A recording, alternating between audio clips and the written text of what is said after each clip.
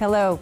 On this edition of MTA Commuter Connections, we'll talk about the proposed Purple Line and a number of employment opportunities connected with this important transit project in our region. We'll look at how MTA is gearing up to keep transit operating during inclement weather. Santa's flying in from the North Pole for a visit with us, and we'll answer your customer questions and concerns in our Ask the MTA segment, right here.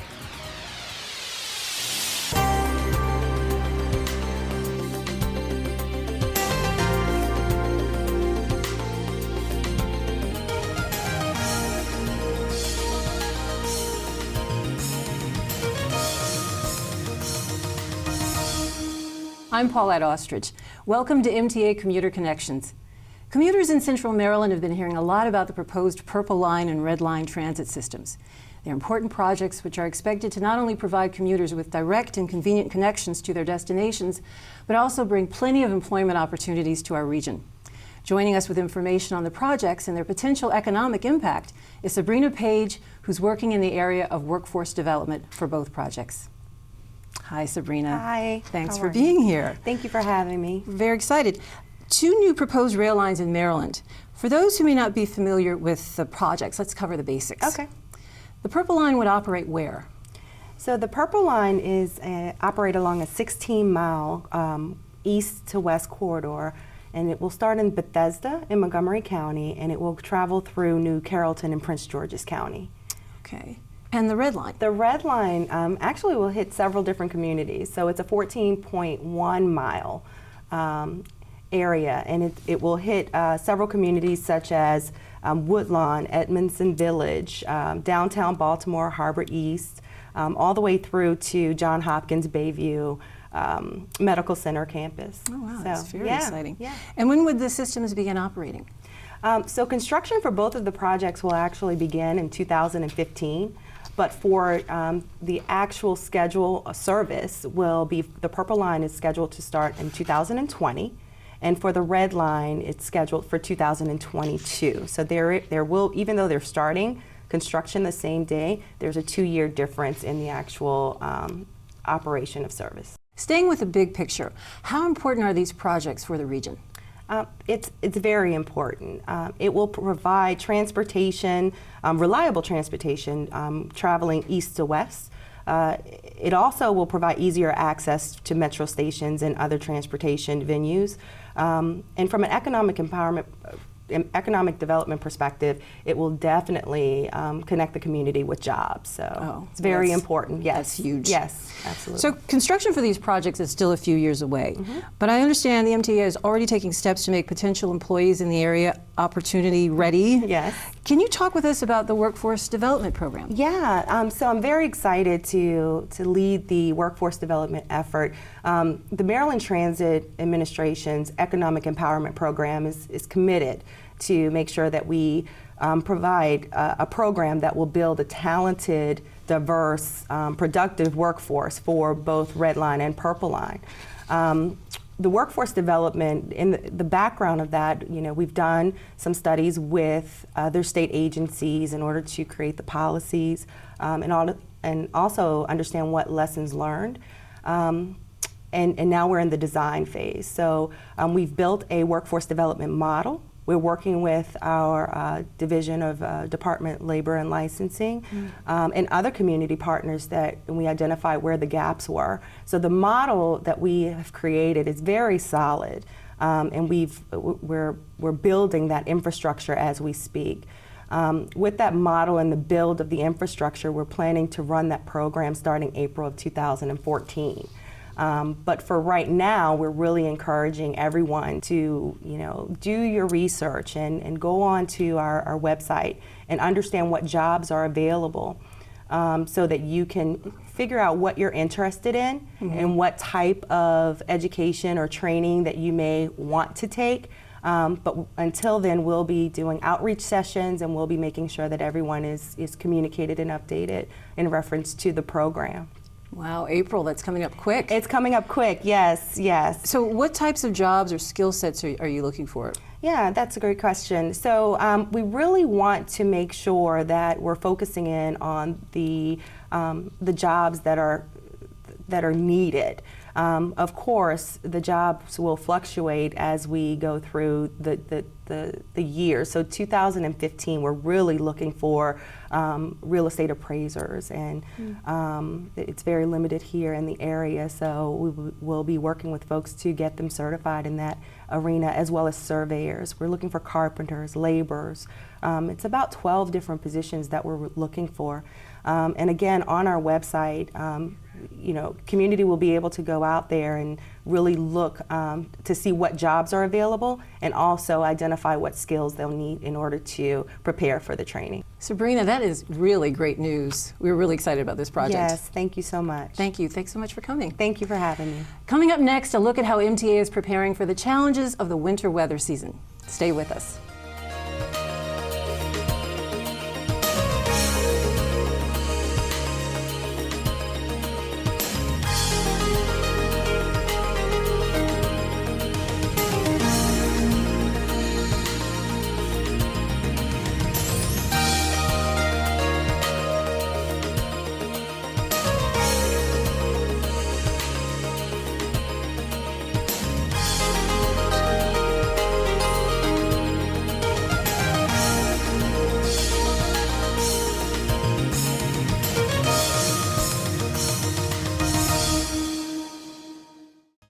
Snow is something we may not want to talk about, but it's certainly a weather possibility for our forecast this time of year. The elements of winter present transit and commuting all sorts of challenges, but MTA is geared up and prepared with a plan to help keep transit operating whenever snow arrives. MTA Deputy Director of Customer Information, Glen Litsinger, joins us with a look at MTA's winter weather plan. Well, welcome, Glen. Thank you, Paulette. I want to ask you, how early does MTA start to gear up for the winter weather season? We really start right after Labor Day. That's when we start to make our plans as to what we need to do to get ready, get our plans together, and winterize our vehicles. And what kinds of things are part of getting ready for the winter weather? Making the plans as to what we will do in the event of snowfall, getting the vehicles ready, making sure that the tracks are ready for the snow, and getting our plans together. How important is communications in the process of getting customers prepared for the winter weather? Communications is probably the biggest thing we've got going for us. Letting the people know what they need to do to be ready if there is a snow emergency, small or large. What is the MTA Snow Guide? I've been hearing a lot about that. What's in it, and how does it prepare customers? Very good question. We publish every year a snow guide that lets people know what they can expect when there is snow, what they can do to get ready for it. And it's a publication that's available to all of our riders starting about this time every year. Well, that's great. And where can they get a copy? They can get a copy at any metro station where we do put out our schedules, at our home office at 6 St. Paul Street, corner St. Paul in Baltimore, or by calling us at 410-767-3999, and we'll be happy to mail them out. Is there a cost? No, there's no cost. We want the people to have these so our customers are ready for snow. And how else can customers get information on inclement weather days? Well, they can call us at our Customer Information Contact Center number, 410-539-5000. They can get the information on our transit team reports on radio and TV. They can get it by the website, www.mta.maryland.gov.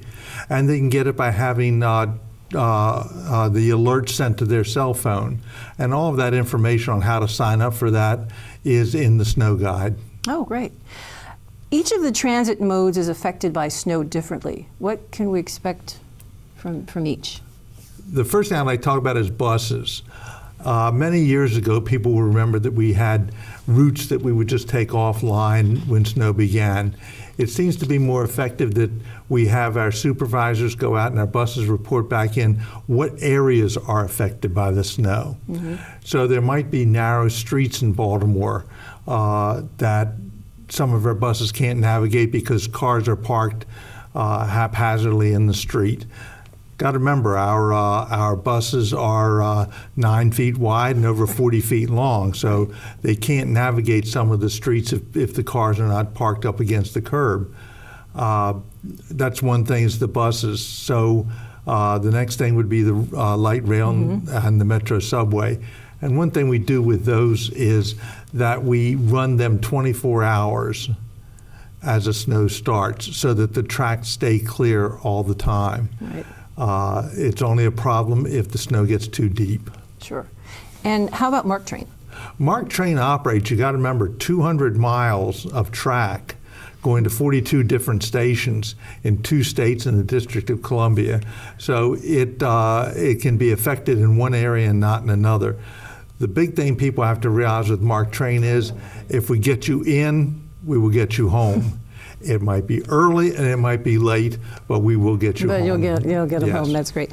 Mobility paratransit, how's that affected in a way? Mobility paratransit is affected, not quite as much as the large buses on the streets, but there might be times in which we would just put a notice out that we're only doing medical emergency runs that particular time. Oh, I see. What's the overall message that you have for MTA transit patrons on inclement weather days?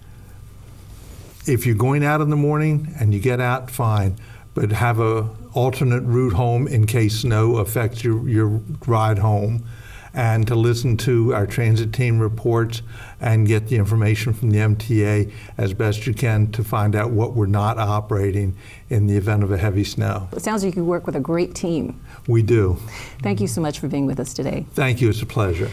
Snow may be a challenge for both traffic and transit, but from what I hear, it's never an issue for the person who'll be joining us after the break. Here's a clue. He wears a red suit and is everyone's favorite. And he's next. Stay with us.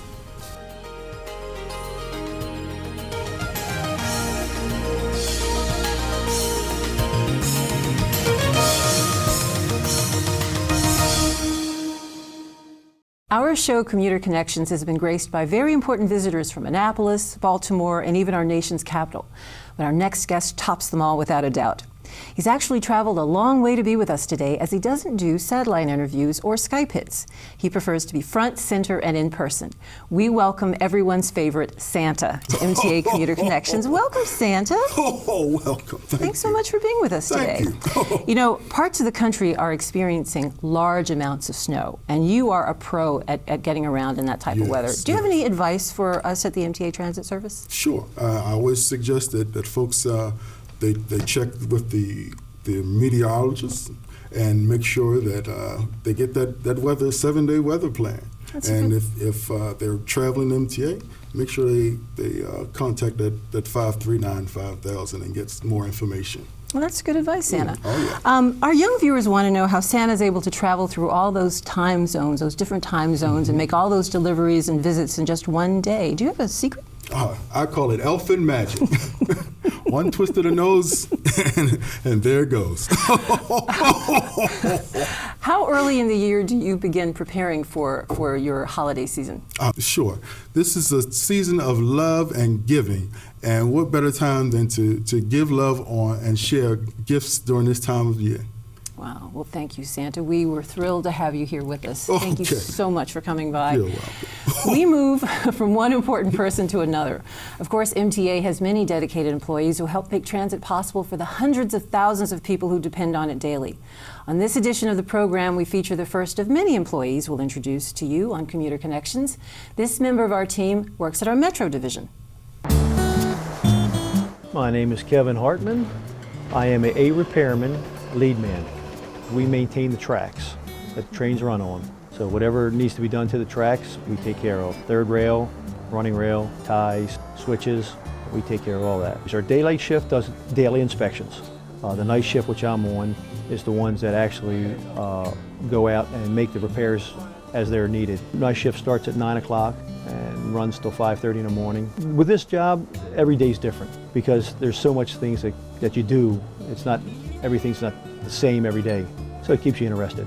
When we have snow, our job kind of gets diverted from track work to snow removal. So then we do plowing, salting, and clearing of all snow. During the blizzard, we were shut down for a week. Trains couldn't run. We spent a whole week in dead of winter and 3 foot of snow, clearing snow on the track just so the trains could run. I've been totally with the MTA 28 and a half years. When I first started here, I came from a trucking company that was going out of business. When I had the opportunity to come here, I was looking for job security. Perfect spot would be with working for the MTA. Yeah, I couldn't imagine working somewhere else and being as satisfied as I am that I was working here. I had the opportunity to do mechanical work on the buses, and I went from that to the rail department and made a nice transition, learned what I needed to do the job, and improved as the years went on to the point where I'm at now. Yes, most definitely proud to be a member of the MTA.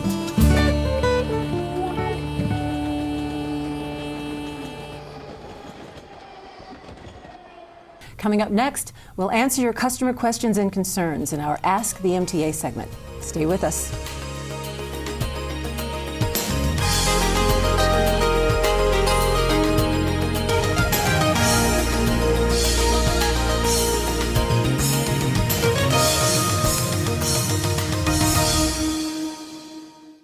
Welcome back. MTA Deputy Director of Engineering Vernon Hartsock joins us with a few customer questions and concerns.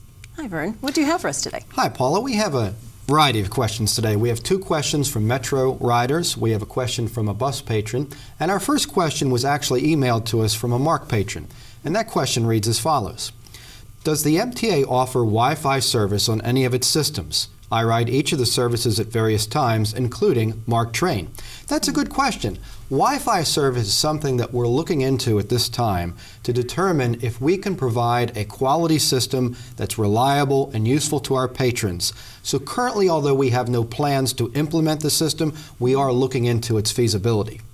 Now, the next question comes from a riding patron. I do have a question. Maybe we could push the time back a little later for coming back to Owens Mills from the city. So that's the only dilemma that I have, is that I have to catch a cab back if I choose to stay late in the city. That's actually a very good question. There's always a balance between the demand for service and the cost of providing service that influences our decisions regarding the service that we can provide. For Metro, these costs would include the cost of continuing the operators who run the vehicles, the cost of the station attendants, as well as the various maintenance personnel who may be on standby to respond to any incidents. In addition to this, for Metro, we have the electric energy that's used to power the vehicles that would have to be maintained for greater hours. In addition to this and these costs, there's also the need for us to shut down the system for several hours each night in order to perform prescribed maintenance. There's a variety of inspections, tests, and maintenance activities that we're required to perform to make sure that we're providing a fully safe system for our riding patrons. And I'm wondering why the buses are always late and why they don't have buses to supplement the late buses. The reason why buses can be late are due to a variety of conditions. Some involve congestion due to traffic accidents or inclement weather or mechanical breakdown of vehicles. The MTA takes delays in service very seriously, and to that end, we are investing significant amounts of money to build technology that will help us to manage our bus services in an even greater capacity. We're investing over $30 million presently for vehicle tracking systems that will help us to respond to incidents that otherwise might cause service delays. In addition, we're deploying a real-time system that will allow the public to have information on our services as to the time that their next bus is arriving so that they could make decisions based on when the service will arrive that are adjusted in real-time conditions. Now, our next question. I just wanted to know, I had a quick question about this particular unit right here. How come nothing is posted saying that I can't use it, but every time I do use it, it's a problem with the person who's actually operating the actual unit right here? I just want to know, how come I can't use that? Actually, at our Metro stations, we have ticket vending machines that will accept fare payments using smart cards. So individuals may tap their charm card at the ticket vending machine and pay for their fares in that way. Thanks, Vern. That was great information. Thanks so much for being with us today. That brings us to the end of another Commuter Connections program. Thanks for joining us. We'll see you next time. Take care.